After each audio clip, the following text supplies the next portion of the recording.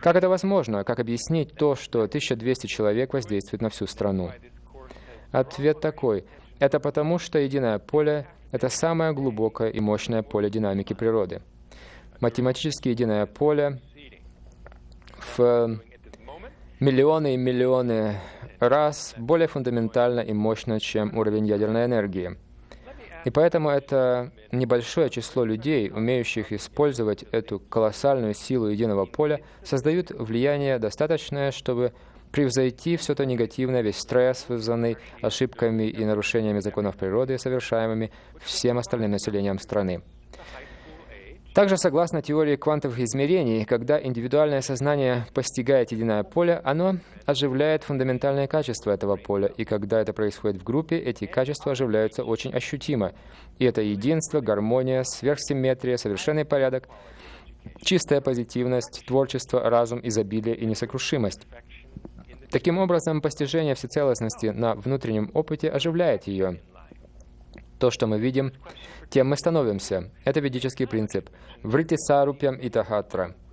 Поэтому при коллективном оживлении все эти прекрасные качества оживляются во всем обществе.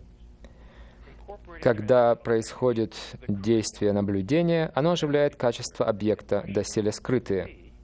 И это же действие наблюдения снижает квантово-механическую энтропию наблюдаемой системы. Это оживление порядка.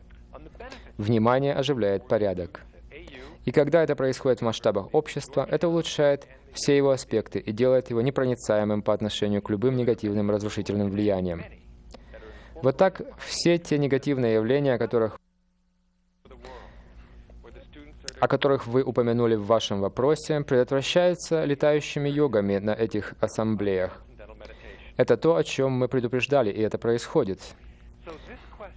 Потому что мы знаем из опыта предыдущих подобных ассамблей, что именно такое влияние оказывают такие группы на города, страны и весь мир.